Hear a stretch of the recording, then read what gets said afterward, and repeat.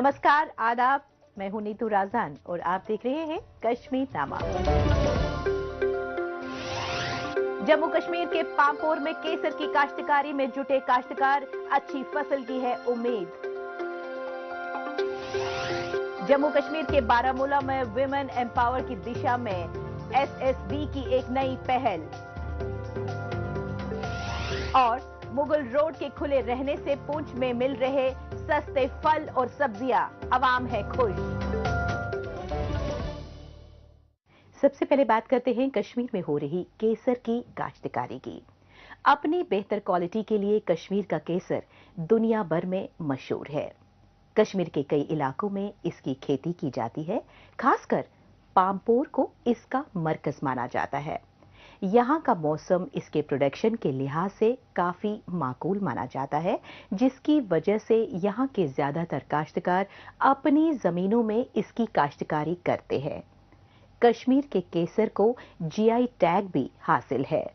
कश्मीर के केसर को एक क्रैश क्रॉप के रूप में माना जाता है और इससे जुड़े काश्तकारों की काफी उम्मीदें इसकी पैदावार पर टिकी होती है।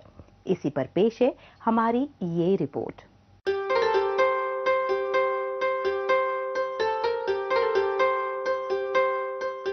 ये है जम्मू कश्मीर का पंपोर इलाका, जहां दूर दूर तक फैले इस बाग की रौनक देखते ही बनती है। कमाल के कुदरती रंगों वाले केसर के फूल हवा में अलग ही खुशबू घोलते नजर आ रहे हैं। बेहद बारीक और नाजुक केसर को यकजा करने में इन दिनों यहाँ के काश्तकार जुटे हुए हैं। यहाँ के ज्यादातर काश्तकार केसर की खेती से जुड़े हुए हैं। केसर को लाल सोने के तौर पर भी जाना जाता है। यहाँ का मशहूर कश्मीरी केसर अपने खालिसपन के लिए दुनिया भर में मशहूर है और इसे सबसे महंगा मसाला माना जाता है, जिसकी न सिर्फ मुल्क में बल्कि बैरूनी ममालिक के बाजारों में भी भारी मांग रहती है। सैफरान जम्मू कश्मीर के किसानों की, आम लोगों की एक हेरिटेज क्रॉप है।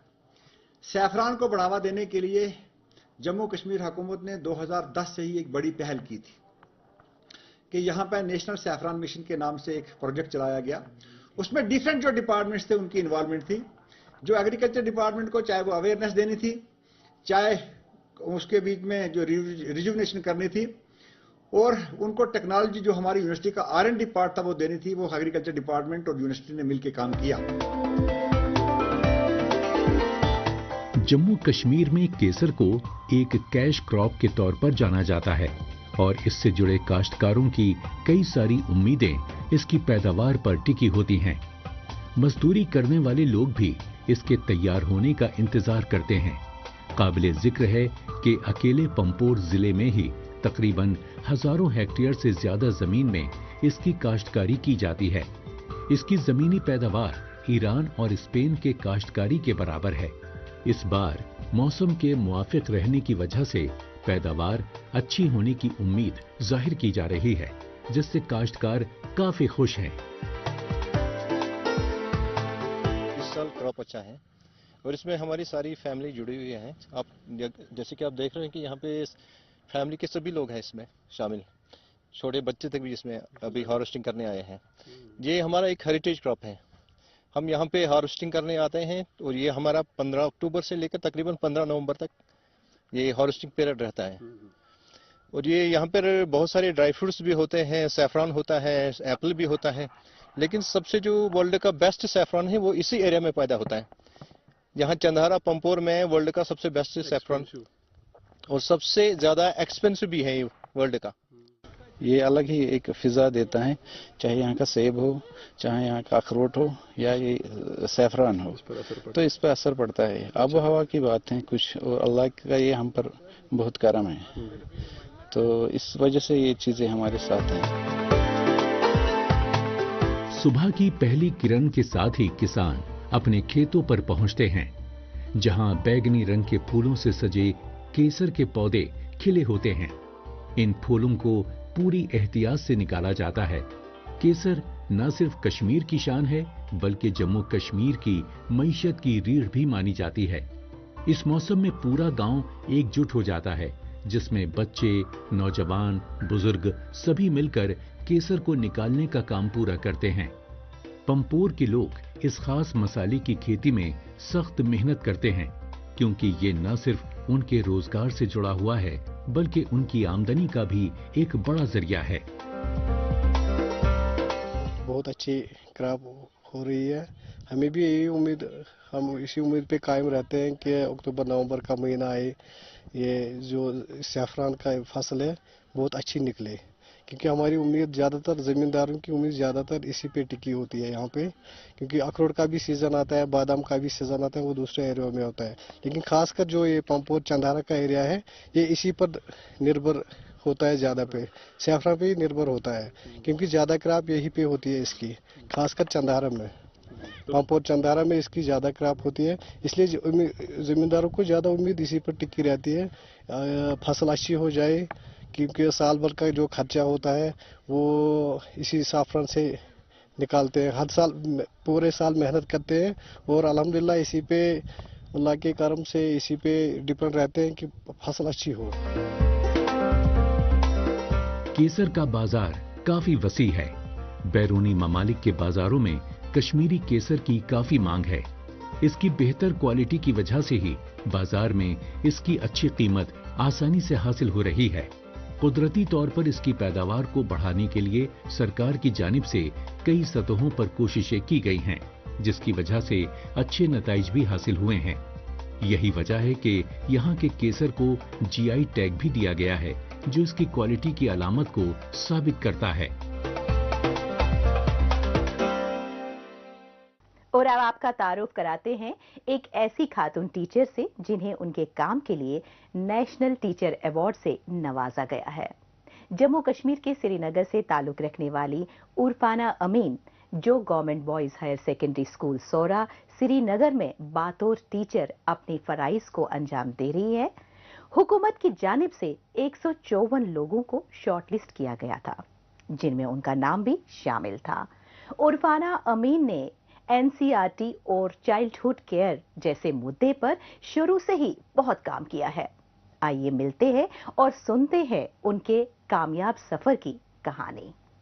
उरफाना जी, आपका बहुत बहुत स्वागत है हमारे इस प्रोग्राम में। सबसे पहले आप अपनी इस जर्नी के बारे में कुछ बताएं। गवर्नमेंट सर्विस में मैं आ गई 2002 में, जब मेरी first posting boys high school Tulmulla में हो गई। तो वहाँ गाड़ी सुबह या तो 9 बजे पहुँचती थी या 10:30। अगर मैं 10:30 की गाड़ी लेती तो मैं लेट हो जाती आधा घंटा। 10 बजे से 4 बजे तक स्कूल होता था, तो मुझे 9 बजे की गाड़ी को ऑप्ट करना पड़ता था। और जब मैं पहले स्कूल चली गई, मतलब इस तरीके का ये था वहाँ पे कि लड़की है, क्या पढ़ाएगी, कैसे पढ़ाएगी। ज़्यादातर हायर क्लासेस को वहाँ पे मेल्स पढ़ाते थे, तो मैंने उनसे कहा कि नहीं, मैं मैथमेटिक्स भी पढ़ा सकती हूँ, कुछ भी। और इतना इग्नोरेंस था कि कूल है क्या मैथमेटिक्स पढ़ने, लाइक दैट।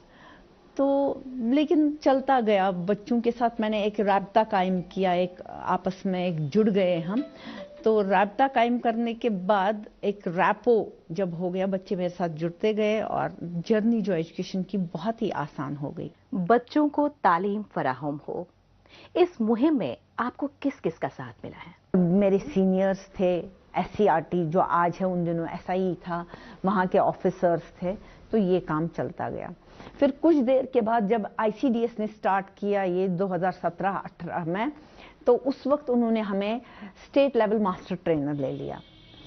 तो स्टेट लेवल मास्टर ट्रेनर में मतलब आईसीडीएस के लिए भी बन गई। मेरे साथ और एक टीम थी, रूही सुल्ताना जो ऑलरेडी नेशनल अवार्डी हैं, वो थी मेरे साथ। डॉक्टर नसरीन बानो थी, निघत परवीन थी, मतलब ये हम एक टीम था कश्मीर डिवीजन से, और रूहित गुल साहब भी थे उसमें, नज़ीर अहमद मोटा साहब थे। फिर जम्मू डिवीजन से भी ऐसे ही जसविंदर कौर मैम थी, सरिता मैम है, ये सब लोग इकट्ठे थे। एंड हमने एक 2 साल का करिकुलम अपने जम्मू कश्मीर के लिए बनाया। पहल के बारे में बताएं और कहाँ कहाँ इसके स्कूल है, उसके बारे में भी हमें कुछ बताएं। कि हमने ऑलरेडी रणबीर पहल स्कूल स्टार्ट किया था। रणबीर पहल school Ranbir higher secondary Jammu में चल रहा है, जहाँ पे कि नर्सरी लोअर केजी और अपर केजी की क्लासेस में बहुत रोल था और ये पायलट बेसिस पे शुरू हुआ था। इसी के साथ साथ यहाँ पे हमारे कश्मीर डिवीजन में 60 मॉडल स्कूल्स आ गए। हमारे श्रीनगर डिस्ट्रिक्ट में 5 थे, हर डिस्ट्रिक्ट में 5 थे। इन 5 मॉडल स्कूल्स पे हमने काम किया और इनका पूरा इंफ्रास्ट्रक्चर चेंज किया। क्लासरूम में पेंटिंग हो गई, 3 क्लासरूम मॉडल था ये, जिसमें हमने एक रेस्ट रूम रखा था, एक प्ले रूम रखा था, एक क्लासरूम इंस्ट्रक्शन रूम था। हमारे यहाँ पे पंचकरवारी में है, यहीं पे गर्ल्स मिडिल स्कूल सोबरा है, पांच छौक में है, इसी तरीके के स्कूल्स हमारे यहाँ पे चल रहे थे। इवन हमारा बड़ी वुडर में और जो टाकनवारी एरिया है वहाँ पे भी ऐसे स्कूल्स चलने लगे। उर्फाना जी, नेशनल अवार्ड आपको मिला है, उसकी कुछ ऐसी बातें जो आपको याद आ रही हो? मैंने पहले नेगेट किया, लेकिन जब सब मेरे पीछे पड़ गए, बिल्कुल जैसे एक बड़ा भाई एक फादर पीछे पड़ता है कि नहीं ये होना ही होना चाहिए। मुझे ही नहीं, उन्होंने बहुत सारे टीचर्स को यहाँ पे कहा था, but he was firstly after me कि नहीं करो, मैं खुद ही भरूंगा। फिर अल्टीमेटली मैं मजबूर हो गई और यहाँ पे मेरे कलीग्स जो है उन्होंने कहा, मेरी मदर इन लॉ रही है teacher, she has been also awardee, लेकिन लॉन्ग बैक एगो तिमनशस गॉड श्री गुफारा मतलब ड्यूटी रही थी उन दिनों, तो उन्होंने वहां से लोकलाइज टीओ उन दिनों रहा करते थे, उन्होंने अवार्ड दिया था। तो वो मुझे कहती थी ये तस्तकम करांचे से कुछ अवार्ड। तो ये चीजें मेरे दिमाग में सभी आ गई और मेरे हस्बैंड भी कहने लगे कि no you must go for it. तो ऑनलाइन करना था अप्लाई, तो सर मेरे जो ही इस साल आ गया जून में, तो he told me know you must apply. तो रोज पूछते थे किया सर करूंगी करूंगी करूंगी, लेकिन अल्टीमेटली मैं इतना मजबूर हो गई कि मैंने इसमें अप्लाई किया। उर्फाना जी, हमारे साथ जुड़े रहने के लिए आपका बहुत बहुत धन्यवाद। जम्मू कश्मीर की बाकी की खबरों पर बढ़ने से पहले अब बात करते हैं देश दुनिया की खबरों की। आइए डालते हैं एक नजर।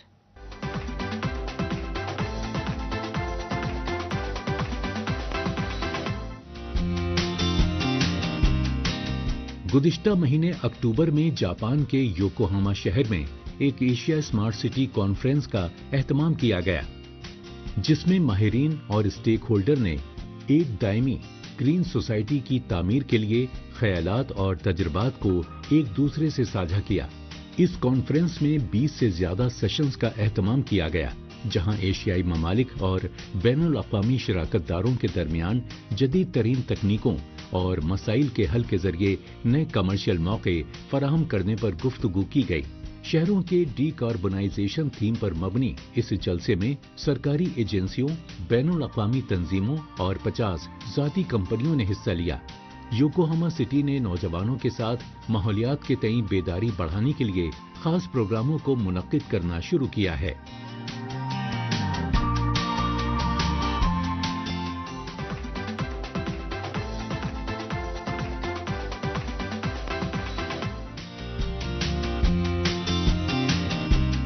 चेक गणराज्य की राजधानी प्राग में वाक़ई चिड़ियाघर में रहने वाले जानवर इस हफ्ते पम्पकिन खा रहे हैं, क्योंकि चिड़ियाघर अपना ऑटम पम्पकिन फेस्टिवल मना रहा है।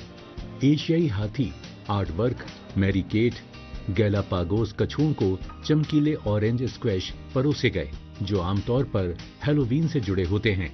हाथी और कछुए जैसी स्पीशीज स्क्वैश को सादा खाकर खुश होती हैं, वहीं आर्टवार्क, मैरीकेट जैसी दूसरी स्पीशीज को इंसेक्ट्स और वर्म से भरे पम्पकिन मिलते हैं, जो उनके खुराक के लिए ज्यादा मौजू है।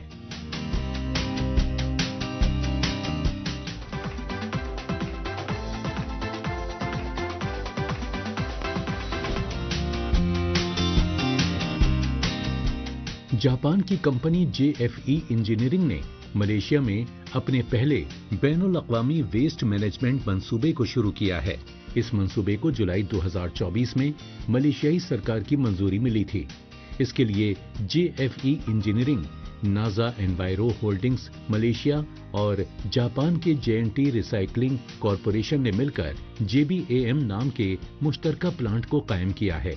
ये साझेदारी मलेशिया में एक मुसलसल वेस्ट ट्रीटमेंट सेंटर चलाएगी, जो मुल्क भर के मेडिकल और इंडस्ट्रियल जरायों से पैदा होने वाले क्लिनिकल टॉक्सिन्स और खतरनाक अशिया का महफूज तरीके से निपटान कर सकने में अहल होगी।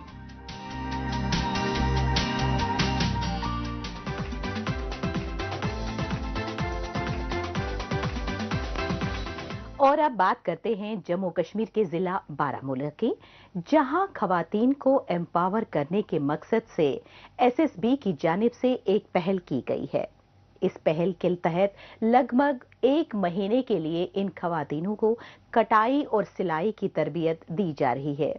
बड़ी तादाद में इस काम को सीखने के लिए यहां पर खवातीन आगे आई हैं, क्योंकि वो अपने मुस्तकबिल को लेकर काफी संजीदा है और खुद काफिल बनने की राह पर आगे बढ़ रही हैं। फौज की जानिब से मुहैया कराई जा रही इन सुविधाओं से ये खवातीन बेहद खुश है और वो इस तरह के प्लेटफॉर्म के मुहैया कराने के लिए फौज का शुक्रिया अदा कर रही हैं। इसी पर पेश है हमारी ये रिपोर्ट। ये तस्वीर शुमाली कश्मीर के जिला बारामूला की है, जहां एक खास मकसद के तहत ख्वातीन आई हुई हैं। ये ख्वातीन खुद कफील हों ये जरूरी है, इसमें फौज भी अहम किरदार अदा करती है। इसी कड़ी में हाल ही में एसएसबी द्वारा एक कार्यक्रम का आयोजन किया गया, जिसका मकसद ख्वातीन को एम्पावर करना है। कशीर तादाद में पहुंची यहाँ पर ये ख्वातीन अपने मुस्तकबिल के तई काफी सजग हैं और वो खुद कफील होने की राह पर गामजन हैं। यहाँ पर एसएसबी की जानिब से कटिंग और टेलरिंग की तरबियत दी जा रही है, इससे ये ख्वातीन काफी खुश हैं। आज यहाँ एसएसबी की तरफ से जो ओपनिंग हो रही है ट्रेनिंग में, इसमें हमें सिखाया जा रहा है कि यहाँ पे आपको कैसे स्किल डेवलप करना है टेलरिंग में। ये 1 मंथ कोर्स है यहाँ पे। यहाँ इन्होंने एक इंस्टीट्यूशन हमारे लिए काम किया, वो है कॉमटेक इंस्टीट्यूशन। वहीं पे हमें सिखाया जा रहा है कि आपका स्किल जो है वो आपको कैसे डेवलप करना है। इस तरह की पहल एसएसबी की 2 बटालियन द्वारा की गई है, जिसका मकसद महिलाओं को जमीनी स्तर पर एम्पावर करना और उन्हें सेल्फ डिपेंडेंट बनाने की दिशा में एक अहम कदम बढ़ाना है। इस तरह के प्लेटफॉर्म के फराहम होने से न केवल महिलाएं एम्पावर हो सकेंगी, बल्कि समाज में पॉजिटिव चेंजेस लाने में भी उन्हें मदद मिलेगी। यहाँ पर उन्हें न केवल कपड़े की सिलाई कटाई की जानकारी दी जा रही है, बल्कि नए डिजाइन और आधुनिक सिलाई मशीनों से भी अवगत कराया जा रहा है। कम मेहनत में बेहतर उत्पाद तैयार करने की तकनीकों पर भी प्रशिक्षण दिया जा रहा है, जिससे महिलाएं अपने काम को अधिक कुशलता से कर सकें। हमें इन लोगों ने बोला कि जो आपका जो स्किल है वो प्रोवाइड हो जाएगा, वो आपका जो स्किल है वो गेन हो जाएगा, जो कि हमें एक फायदा मिलता है अपने फ्यूचर में, अपनी लाइफ में हम एक सेल्फ डिपेंडेंट रहेंगे, जो कि हमें जो हमें जरूरत होता है ना कल के जो गवर्नमेंट सीट जो हमें आजकल नहीं मिलते हैं, इसे हमें ये वो ट्रेनिंग देती है, वो उसे हमें प्रिपेयर करता है, डेवलप करता है, हमारा खुद जो सेल्फ डिपेंडेंट रहे, ताकि हम ये गेन स्किल करेंगे और अपने दम पे अपने पैरों पे खड़े रह जाएंगे। स्टिचिंग सिखा रही हूँ बच्चियों को, ये क्योंकि ये अपने इस पे खड़ा हो जाए, इनको अपने आप में कसब आ जाए, टैलेंट आ जाए, ये अपना रोजगार खुद कमा सकती है और दूसरों को भी रोजगार दे सकती है।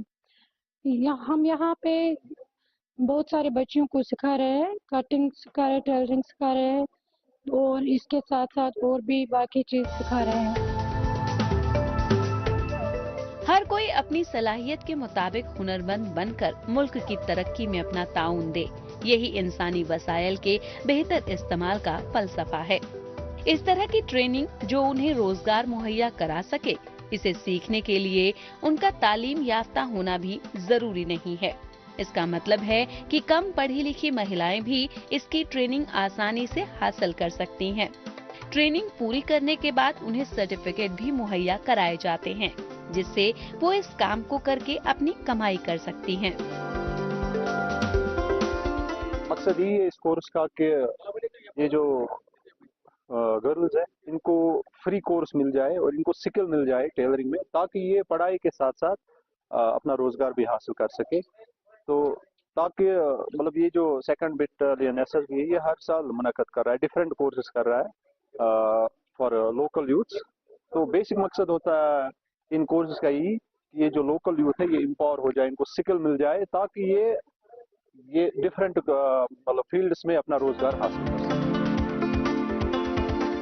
हाथों की महीन कारीगरी के इस काम को सीखने में महिलाओं की दिलचस्पी काबिले तारीफ है।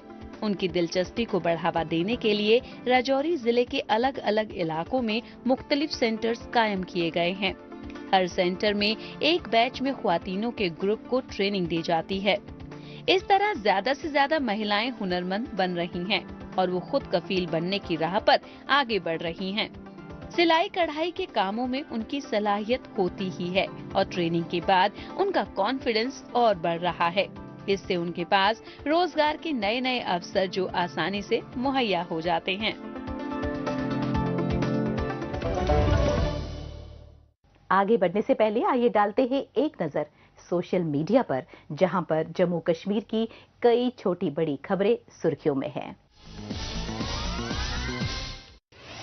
प्रधानमंत्री श्री नरेंद्र मोदी ने अपने हालिया मन की बात के एपिसोड में श्रीनगर में आयोजित कश्मीर मैराथन की प्रशंसा की और फिटनेस व स्वास्थ्य के प्रति जन आंदोलन को बढ़ावा देने में इस तरह के आयोजनों की भूमिका को अहम बताया।